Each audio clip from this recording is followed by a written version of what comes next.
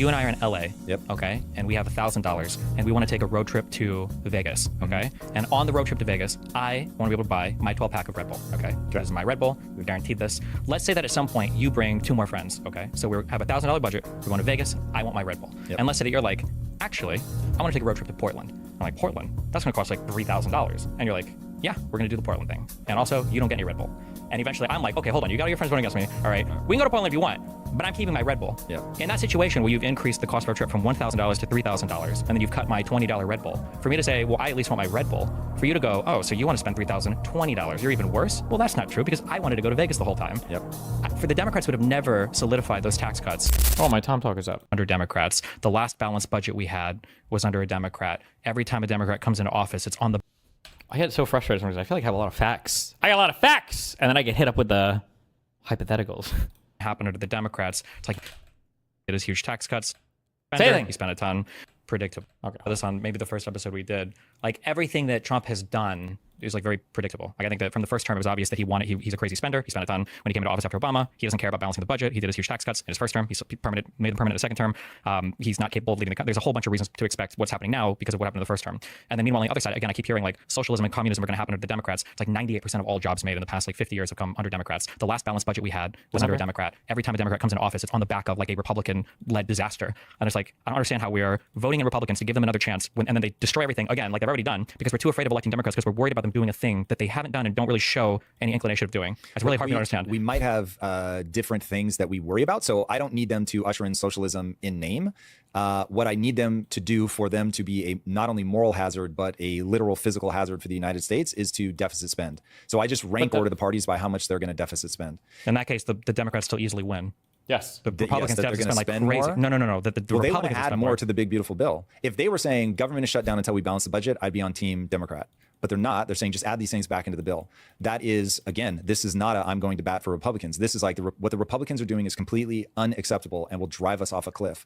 And then the Democrats are like, but wait, let's go faster. That's the part where I'm like, no, okay. It was because the Republicans did a whole bunch of like tax cuts, increase for funding for ICE and a whole bunch of other stuff like this. And they cut the way they balanced it was by cutting. They haven't balanced it. Foods. Well, the way that they make this kind of work and the way that they didn't, it doesn't work, right? Yeah, I was going to say, we see this very different. But the way that they've balanced anything, when I say balanced, the way that they brought back a little bit of the budget is by cutting things like SNAP and Medicaid. Yeah, but I couldn't fucking care about bringing it back a little. Like it's deeply problematic. What the Republicans are putting forward is within 10 years, you go off a cliff. Sure. So now I'm just saying you've got the Democrats going, no, we can do it in 8. And so but now all the big beautiful bills are Republican bill. Yeah, what the fuck? So I think you think I am either identifying as a Republican or I'm going to bat for No, I'm not thinking that. You're saying that the Democrats are worse because they want to reinstate SNAP and Medicaid to bring back the old requirements. Yes. But it's like those were things that Americans already had expected. And then the Republicans are cutting them to give dumb tax cuts and other like bad spending measures. But you're saying since the Democrats want to add these things back, they're worse, but the Democrats would have never passed a thing that looked like the big beautiful bill. So the bill that the Democrats would have passed would have been fiscally better than the big beautiful bill. Okay. Right? If I'm hearing what you're saying,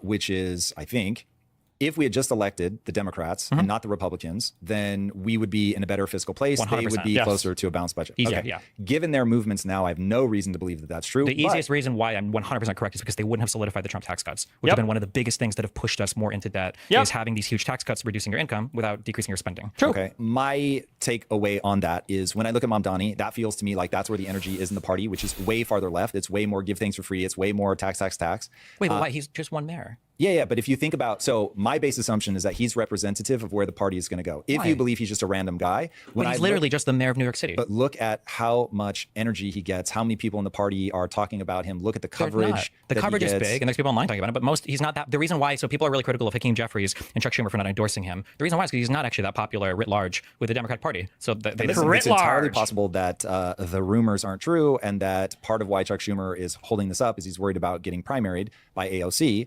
Maybe. Or he's probably holding it up because he wants SNAP and Medicaid back for Americans and not just more deficit spending and Republicans that refuse to do anything. Well, the deficit spending, that's where your argument weakens because they're willing to increase the deficit. They are saying, I care more that people get these things than I care about the deficit. That one thing is where my brain switches on either party. The second a party says, I'm willing to deficit spend, what they're actually saying is, I'm willing to increase the wealth inequality. I'm willing to make the rich richer and the poor poor. Deficit spending is that is it mechanistically. Okay, let me try this. I'm curious how you feel about this, okay? You and I are in LA. Yep. Okay. And we have $1,000 and we want to take a road trip to Vegas. Okay. And on the road trip to Vegas, I want to be able to buy my 12 pack of I can't believe I spin these analogies out of thin air. Okay. I take 10 Vyvanse on these and the analogies just come out. This is such a good analogy. Let me try this. I'm curious how you feel about this. Okay. You and I are in LA. Yep. Okay. And we have $1,000 and we want to take a road trip to Vegas. Okay. And on the road trip to Vegas, I want to be able to buy my 12 pack of Red Bull. Okay. This is my Red Bull. We've guaranteed this. Let's say that at some point you bring 2 more friends. Okay. So we have $1,000 budget. We're going to Vegas. I want my Red Bull. Yep. And let's say that you're like, actually, I want to take a road trip to Portland. I'm like, Portland? That's going to cost like $3,000. And you're like, yeah, we're going to do the Portland thing. And also, you don't get any Red Bull. And eventually I'm like, okay, hold on. You got all your friends voting against me. All right. We can go to Portland if you want. But I'm keeping my Red Bull. Yep. In that situation where you've increased the cost of our trip from $1,000 to $3,000, and then you've cut my $20 Red Bull, for me to say, well, I at least want my Red Bull, for you to go, oh, so you want to spend $3,020. You're even worse? Well, that's not true because I wanted to go to Vegas the whole time. Yep. For the Democrats would have never solidified those tax cuts, which is which even under Biden, it was the interest and the additional, the lack of revenue collected that was even pushing a lot of deficit spending under Biden. And now to have those solidified, they would have never been solidified under the Democrats. The budget would have been closer to balanced. It was coming closer to being balanced under Obama and Biden than it was under Trump, who was massively deficit spending more than more than Obama at the end of his term, even though Trump came in under a good economy than it was under Trump, who was massively deficit spending more than more than Obama at the end of his term, even though Trump came in under a good economy. I just don't understand how we ever look at Democrats and go, they're worse because they want to fight for SNAP and Medicaid when it's the Republican budget that was so much more dumbly done. That's just crazy to me. Okay, fair. But I will fair in that you're a smart person. You're looking at it, you have a frame of reference. You sound like you're missing a key point from where I'm sitting. Okay. And that key point is I don't have to look at hypotheticals. I just need to ask, we're in the situation that we're in and how are they behaving? So your example is great. In terms of, I totally get the emotion of like, hold on a second. Now, the one thing I said I wanted, I'm not even going to get, and we're driving somewhere else. What is happening? And so I am still going to get my thing, and I don't care if it costs more money.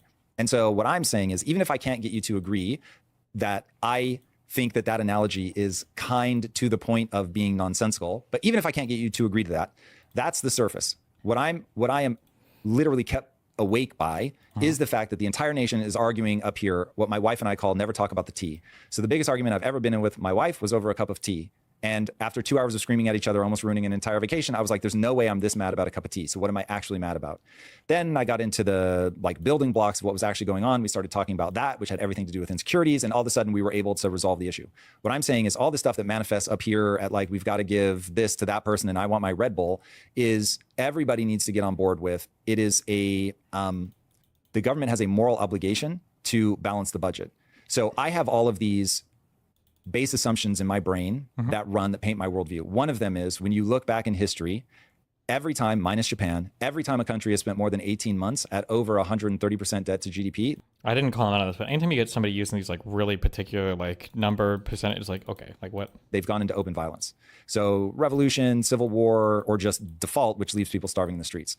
So it's happened every time except once, again, Japan being the only exception.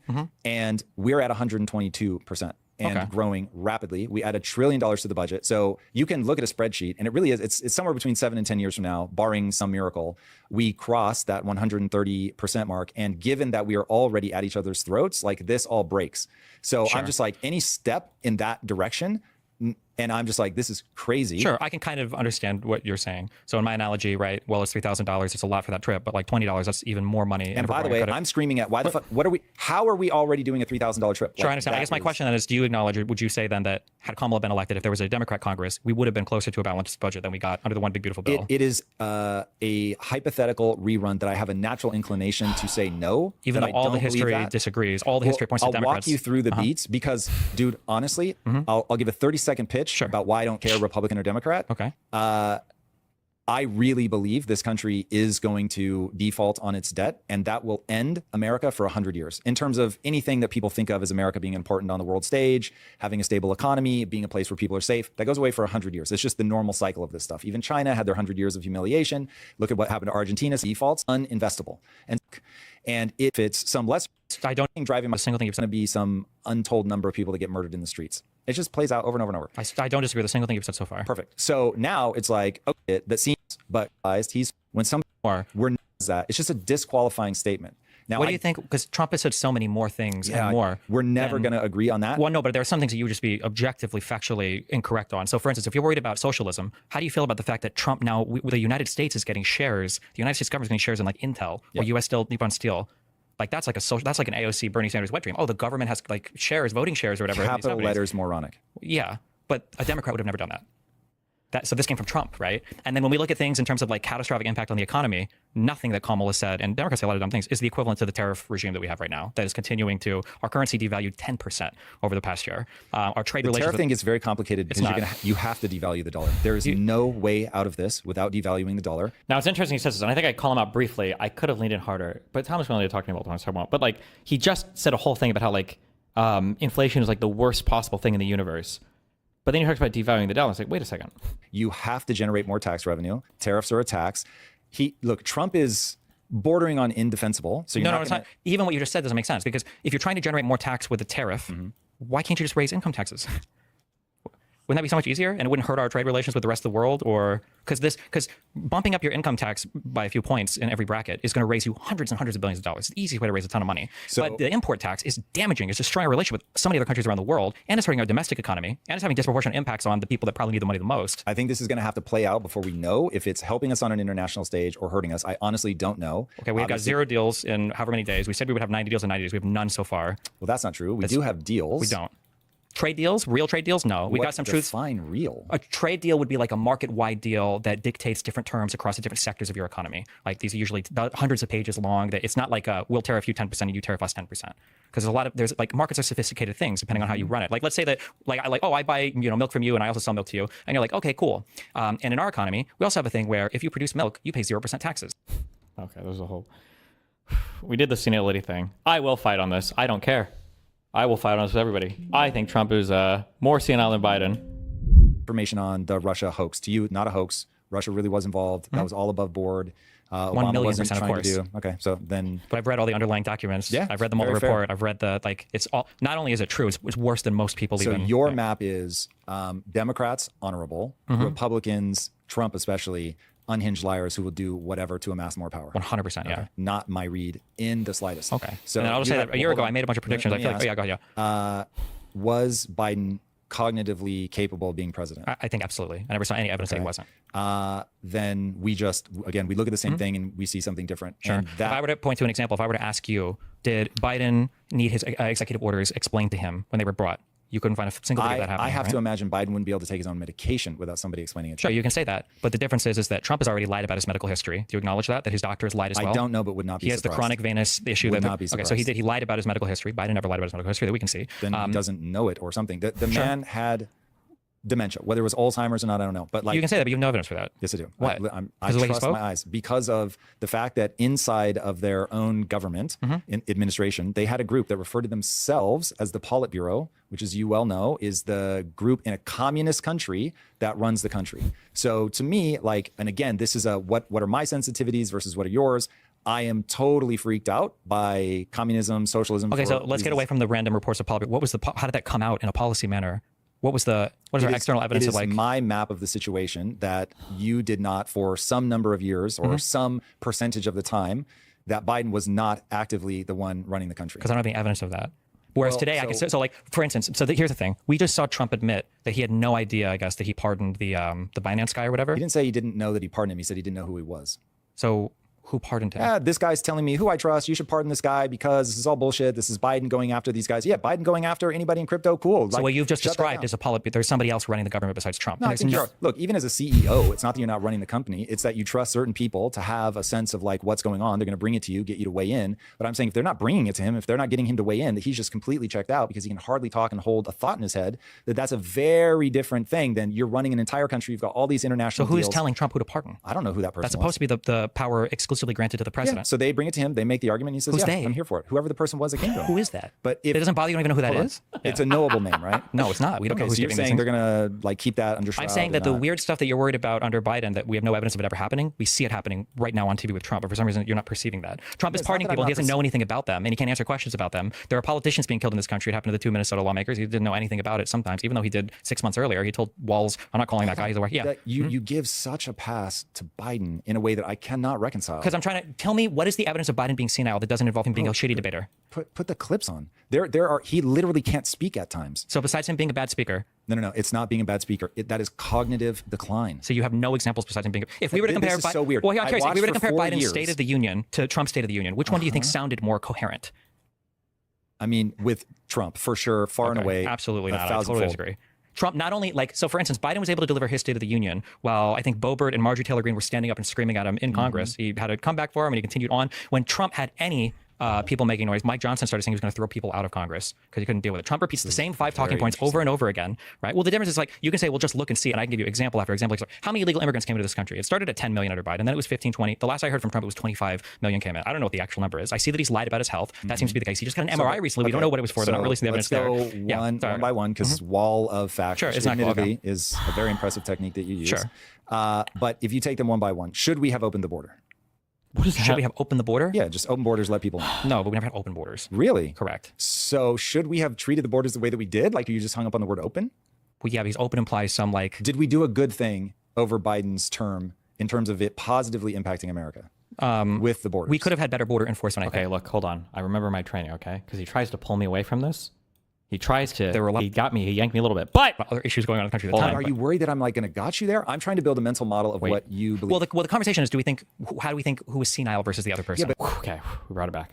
Remember, so you and I are probably involved in a very different conversation right now. So I'm just thinking in terms of senility, in terms of mental faculty. If I'm looking at mental faculty, so one at a time. So the very first thing, I've never seen somebody have to explain an executive order to Biden. Every single one that Trump signs is explained to him, and oftentimes it looks like he doesn't even know what he's like. Oh, this sounds like a good idea, and then he signs. Okay, so on that, what I see is somebody who we've had all these policy discussions. I know what they're going to end up being. When you present them to me, just remind me which one this is.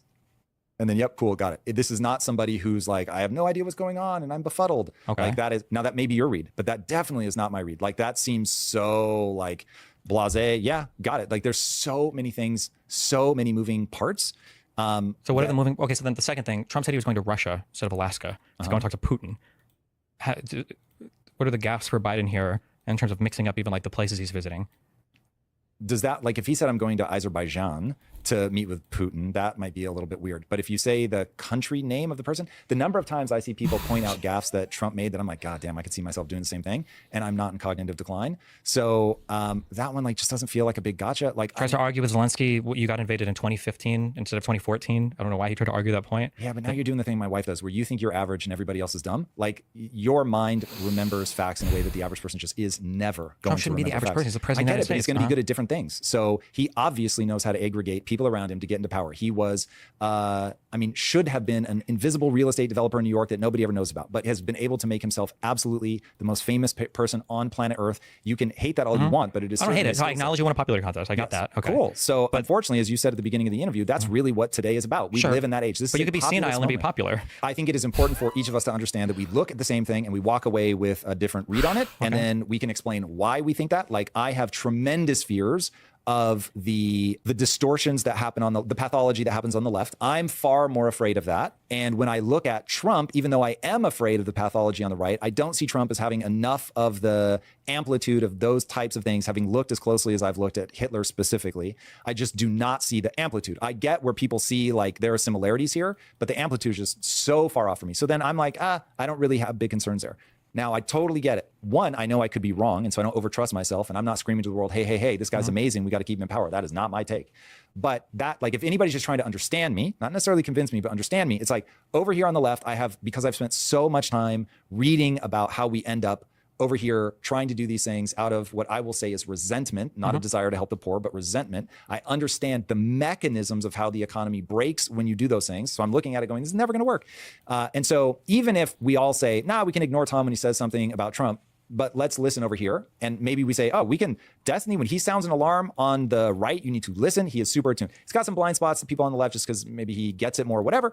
Hey, I'm fine with that. I'm not expecting people to just listen and do what I understand where you're coming from. I guess my thing is that I've heard the klaxon sounding about socialism and communism for 30 years for the Democrats, and I've yet to ever see like even a step really in that direction. Okay, and then let's address Trump, that. Yeah, we've like so far in that I'm like, holy shit, like there's so much. This is really enlightening. Okay. So let me tell you what that sounds like from my perspective. Okay. I'm looking at it and I'm like, over the last 40 years, we have gone so far with left policies, lunatic left policies, unfortunately, both from the right and the left, but they've both been running big government, big spending, deficits are fine. Why are these left instead of, these are just fiscal things? It depends on what you're spending it, whether it's left or right, right? I'm going with traditional definitions. Even traditionally, so like Republicans used to be way more hawkish, right? So the big spending there is going to be I would Republican. define small government by Republican. Like Republicans want small government. Small government. I don't like this weird no true Scotsman thing that gets played here. I don't know if I use that phrase or not, but it's weird when we definitionally. I actually should have backed up and just said that you've defined away the parties as being good and bad. So left is more spending and you think more spending is bad. So Democrats are always bad and Republicans are only bad when they act like Democrats. That is a really weird... Government to me means that there are just fewer costs. What about Iraq and Afghanistan? Yeah, that's what I'm saying. Sure. The last 40 years, remember, I'm not a Republican. Yeah, no, I understand. I'm just saying when I look at these two, they have both become completely irresponsible. Sure. I'm saying hold on, because you gave me a very specific thing that you're saying, and I'm trying to explain how it sounds to me. Okay, sure. And what I'm saying is, you say we haven't moved any to the left, and I'm like, what the fuck is happening? In the same way that when I go, what do you mean this is not crazy? Like taking the National Guard into LA, what's the problem, bro? And you're like, are you fucking out of your mind? Like that seems so obvious to you. You're like, can I even take this person seriously if they don't see this? That's how I feel about people who are not afraid of what's happening on the left. I know, wait, real quick. I know, there's a real thing, okay? Go ahead. I'm not disagreeing with you that it's bad. I just feel like we're having a weird, almost no true Scotsmanish fallacy where we're saying that like, here are bad left-wing things and one is big government spending. And I'm saying big government spending isn't always a left-wing thing. Pursuing a lot of wars, you could argue is a right-wing thing, depending on what you're looking at. But the government can spend a lot of money. It doesn't necessarily make it a left-wing thing. If we're going to define it that way, then we've almost like, through definitions, just won our arguments. And then, oh, good job. Never mind, I do say that. Nice! Both parties are basically left-wing party. Or actually, the Republicans are even more left-wing than the Democrats because they spend more than the Democrats. I have a belief, okay, if this ends up being wrong, then cool. I have a belief that the modern left, no matter what, they will keep funding entitlements, making them bigger. Because I believe that about the left, then I'm just like, yeah, this is never gonna work. At least the right now pays lip service to trying to grow their way out of this. Now, the good or bad news is that is the only option. We collectively, left, right, everybody, center, everybody has let this get to the point where growth is the only option. Nothing else is going to work. Okay. So now we've got one guy who's at least paying lip service to it, who's at least trying some things. They're probably crazy and they probably won't work, but he's at least trying. And so for me, as one guy, I'm just like, I am far more comfortable with that than I am with the way that the left is approaching the situation, which is we've got to take care of everybody. We let the borders be wide open. And we want, when a horrific bill is passed, we're going to get our Red Bull no matter what. And I'm just like, yo, like I can't do it. Okay. And the horrific bill was a Republican bill by a Republican Congress and a Republican president. And Republicans have been spending more than Democrats and lead the spending and have worse economies and cause contracting economies more than growing economies. And the last budget surplus we had was under a Democratic president. All the facts just seem to lay out like very clearly and cleanly. The last time that the average person's wages grew were under Trump. He's at least trying to do something on the world stage to get us back where we are not literally just handing our future to China. By making enemies of every country on the planet? Yeah, dude, look, again, I'm not going to bat for Trump. You're just trying to make everybody like us, but it's not. They'll hate us now. When I run the experiment of there's a reason you're making sounds. And the reason you're making sounds is you're trying to convince me of. I am understanding one thing that's happening here, though, that I could have leaned in before. I'm sorry, I just connected two things. I complained about sometimes smart people have good heuristics and they use that as a substitution for actual fact gathering. He's using a lot of heuristics here, but it feels like he's not consulting the facts. And then when the heuristical, or the heuristic, I don't know if the heuristical is a word, when your predictions about the world start to diverge from what actually happens, you have to adjust your pattern understanding of the world. And I feel like it's what keeps happening. He keeps saying, well, this is my mind and my theory, my this. But then I'm like, wait, but like, let's look at all the facts. It seems like that's not, all the facts are just not in your ballpark for anything. Of a thing. And so then I go, what thing is he trying to convince me of? And I keep coming back to that the next time that a Republican and Democrat go head to head, I should be wise enough to vote for the Democrat. And for me, what I'm saying is that will come down entirely to the person. So I have no problem voting for a Democrat. My beef is that if I hear economically just disqualifying words come out of somebody's mouth, it's going to be a hard pass. And so we can all say that's a trigger that he hasn't. I think it's completely justified. I actually 100% agree with you. But in that case, Trump has said so many more obviously disqualifying things than the Democrats. That's interesting. I totally disagree. Like, for instance, most Republicans right now don't even acknowledge that a tariff is an import tax. Trump still won't acknowledge that. As far as I can tell, the entire left tried to shut down crypto, which is but that didn't happen. Suicide. It did. It literally did not. We had 4 years of Biden. It wasn't shut down. I got sued by the U.S. government because I was involved in crypto. And then the personal example that I don't have information about. Fuck, I hate it. I hate it when the personal examples come out and I don't know the information about it, and now it's weird to push on it. Telling you right now, they were trying to chill that the fuck out. I've heard you make the same pitch about, when you've got Elon Musk coming after you, like, if it were anybody but me, this is the kind of thing that has a chilling effect. It's exactly what it does. It's like, what?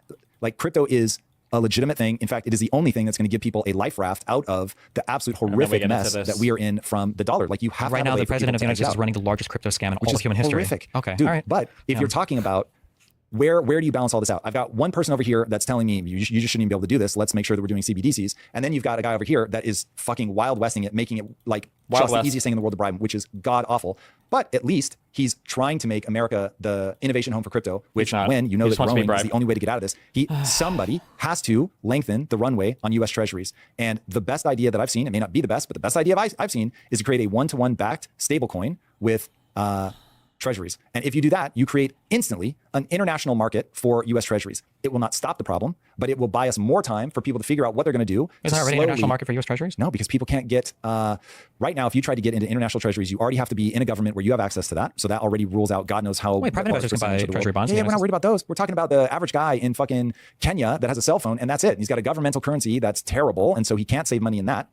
Oh my God, I just realized the disconnect on that. When I said private investors, I didn't mean private investment institutions. Anybody in the world can buy a US Treasury bond, right? Is there like some weird qualifying thing that I'm not aware of? Anybody in the world can open an account anywhere and just buy US Treasury bonds, right? Okay. He would be way better off in US dollars. He would be way better off buying US Treasuries, but he has no mechanism with which to do that. He doesn't even have a bank account. So many people worldwide would suddenly... How do you even get crypto if you don't have a bank account? Is it getting paid in crypto? ...be able to get access, partly because it will allow people to innovate and create things like stablecoins that they make available wherever. And also, is this... So like the poor Ugandan who can't have a bank account is going to be a more worthwhile investor in USD than... And as long as you have something that can be audited and you have a one-to-one backed with the stablecoin, you are still going to get inflated. So people need to be aware of that. But the inflating USD is far better than... Fuck. Also, you know one thing I really like? I've been doing this more and I realized I should have just done it here. Sometimes people use analogies or like turns of phrase. And I think you can... Sometimes you want to fight against it and you want to make it inapplicable. But I think you can actually...